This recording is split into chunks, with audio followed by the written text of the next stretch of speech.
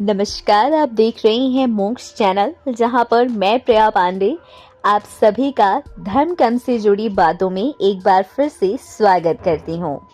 और आज मैं आपको शास्त्र के उन नियमों के बारे में बताऊंगी जो बहुत ही कम लोगों को पता होगा, और जिन लोगों को पता भी होगा इतनी जानकारी के साथ पता नहीं होगा। वैसे अमूमन हम अपने छोटे बच्चों को बुजुर्ग लोग जरूर सिखाते हैं कि बड़ों का आदर सम्मान करो, उनके पैर छूकर उन्हें प्रणाम करो। लेकिन आज के इस खास वीडियो में मैं आपको बताऊंगी कि पैर छूने की जो परंपरा है वो हिंदू धर्म में सही तरीके से क्या होती है। चलिए बिना किसी देरी के मैं आपके लिए वीडियो को शुरू करती हूँ। दोस्तों, हिंदू धर्म में पैर छूने की जो परंपरा है वो बहुत पुरानी है।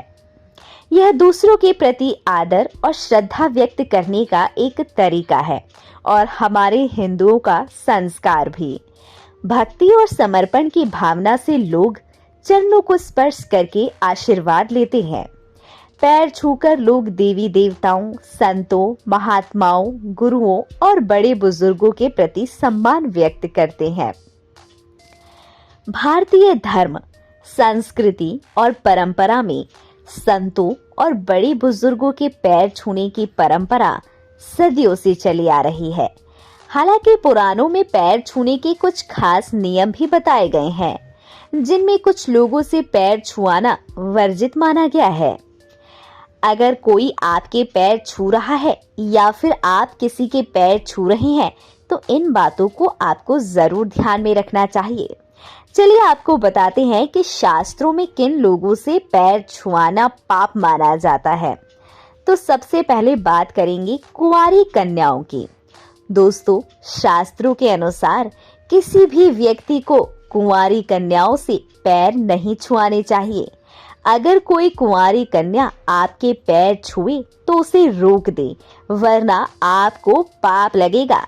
छोटी बच्चियों को माता रानी का रूप माना जाता है। बदले में आपको छोटी बच्चियों और कन्याओं के पैर छूकर उनका आशीर्वाद लेना चाहिए। अगले नंबर पर बात आती है बहू बेटियां। किसी भी पिता को अपनी बेटियों से पैर नहीं छुआना चाहिए। बेटियों को भी चाहिए कि वह अपने पिता के पैर न छुएं, क्योंकि इससे पिता को पाप लगता है। बेटियों को देवी का रूप माना जाता है, इसीलिए उनसे चरण छुआना अच्छा नहीं माना जाता है। तो वहीं सास ससुर को भी अपनी बहुओं से पैर नहीं छुआना चाहिए, क्योंकि बहुएं घर की लक्ष्मी मानी जाती हैं। अगली बात करेंगे कि मंदिर में यदि कोई बड़ा बुजुर्ग है तो उसके भी आपको पैर नहीं छूना चाहिए। जी हाँ, अगर आपको मंदिर में कोई बड़ा बुजुर्ग या सम्मानित व्यक्ति मिलता है तो वहां पर उनके पैर ना छुए।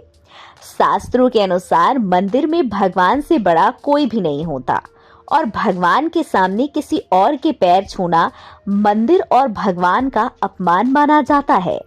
मंदिर या घर में पूजा कर रहे व्यक्ति के पैर छूना उचित नहीं माना जाता है, इससे दोनों को ही पाप लगता है। अब बात करें कि यदि कोई व्यक्ति सोया हुआ है तो उनके भी पैर नहीं छूना चाहिए। जी हाँ, अगर कोई व्यक्ति सो रहा है या लेटा हुआ है तो उस समय उसके पैर नहीं छूना चाहिए। माना जाता है कि लेटे हुए व्यक्ति का पैर छूने से उस व्यक्ति की उम्र घटती है। केवल मरे हुए व्यक्ति के ही पैर छुए जाते हैं। अब बात करें शमशान में। जी हाँ, शमशान में या फिर शमशान घाट से लौट रहे व्यक्तियों के पैर नहीं छूने चाहिए। अंतिम संस्कार से लौटने पर व्यक्ति अशुद्ध हो जाता है, ऐसे में उसके पैर छूना वर्जित है। जब वह व्यक्ति स्नान करके शुद्ध हो जाए तब आप उसके पैर छू सकते हैं। अगली कड़ी में बात करेंगे भांजा भांजियों की। जी हाँ, मान्यताओं के अनुसार भांजा भांजी को अपने मामा मामी के पैर नहीं छूने चाहिए। शास्त्रों में भांजा भांजी को पूजनीय माना गया है और अगर ये पैर छूते हैं तो इससे मामा मामी को पाप लग सकता है। दोस्तों, आशा करती हूँ हमारे आज के इस धार्मिक वीडियो में आपको शास्त्रों में क्या ज्ञान दिया गया है, हमारे हिंदू संस्कार में पैर छूने को लेकर आप तक उसकी पूरी जानकारी गई होगी।